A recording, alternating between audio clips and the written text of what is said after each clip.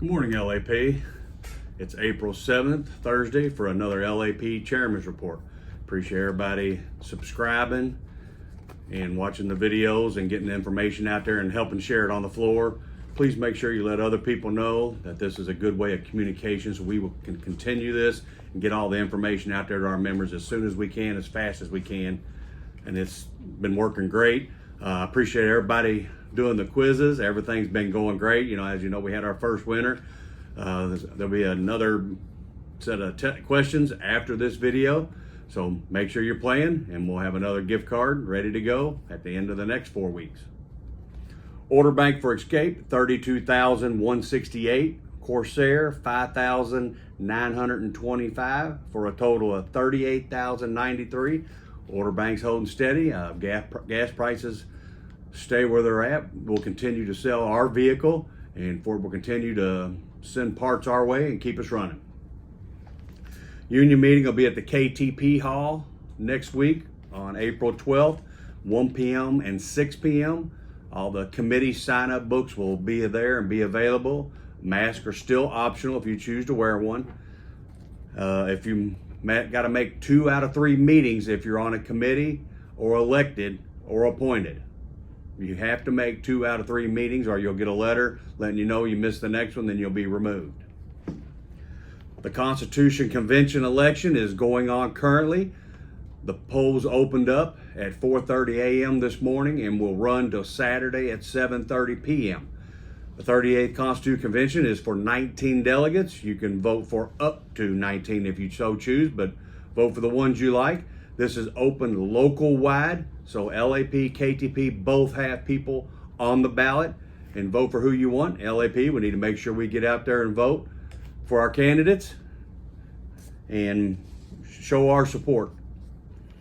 There's also several bids that are up on the board. There's day shift and night shift bids. A few questions arose about some bids and wondering why, we don't survey night shift for everything to come to day shift. If we did that, then there would never be any day shift bids put up for bid. You could have somebody that has 30 years that's been waiting for a certain job to come open, but he or she would have to go to night shift to get that job because you surveyed somebody with 20 years seniority, less than them, to come to days. They would go to nights and turn around in 3 months, roll them right back to nights, and then everybody would be switching jobs, and it'd be constant turmoil.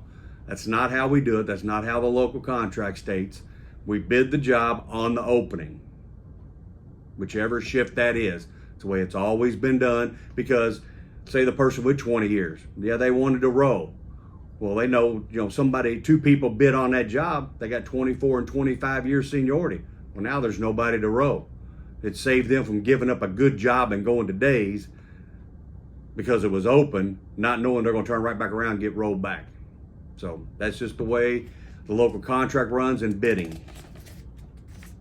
Overtime signups, just trying to reiterate, please make sure you log into the system and sign up for your overtime if you want to work. We got it set up to where you can do it a month at a time if you want to work Monday through Friday overtime and Saturday and Sunday overtime.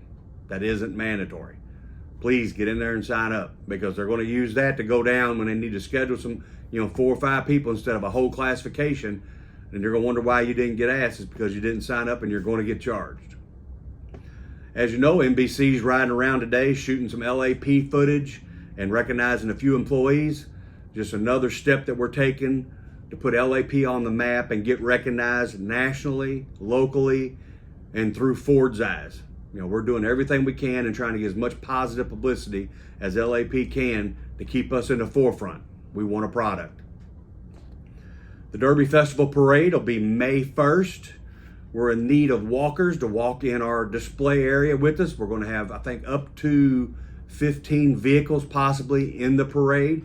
We're looking to get about 100 walkers to walk alongside our vehicles and other UAW family members and families and Ford to walk in the parade with us. Right now, we don't have exact locations, but we know staging is going to happen at 1. The parade walk's going to happen at 3.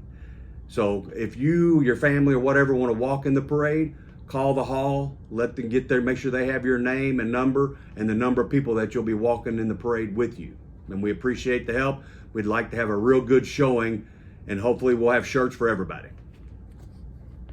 Shutdown reminder, if you didn't hear last week, is set for July 4th and July 11th this year, 2 weeks. LAP and KTP both are currently down those weeks.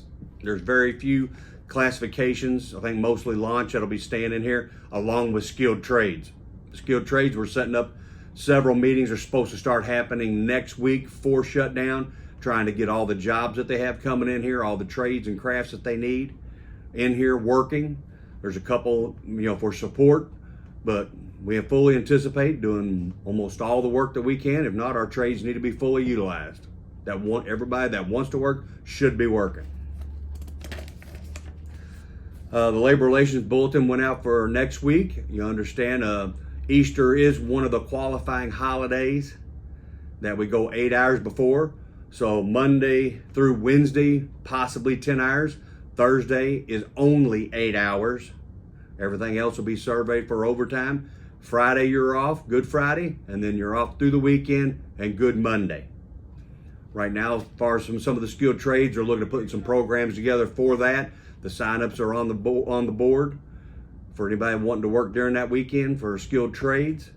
So next week should be a real quick, fast week. We can get in and out. Some of the TFTs, have been a few questions coming around. As we know, we got several will convert in May, some will convert in June, and convert in July. That's our 3 big months coming up. So I'm going to touch on a few questions that's been brought up.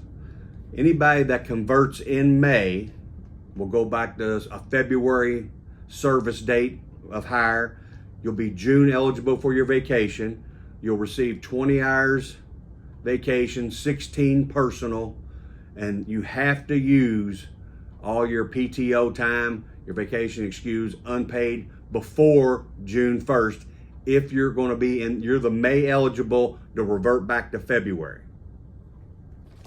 If you're a TFT and your conversion, you will convert in June.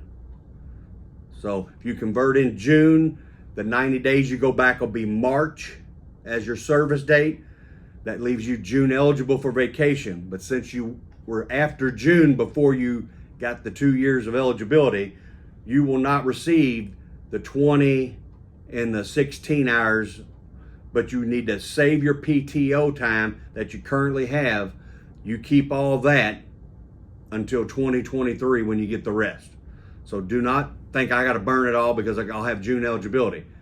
The June conversions and the July conversions, both are the same. It's after the date, but if you take the 90 days back to give you a full-time date, you'll still have to keep your PTO, vacation, unpaid, excuse time that you have now to hold you over till June of 23.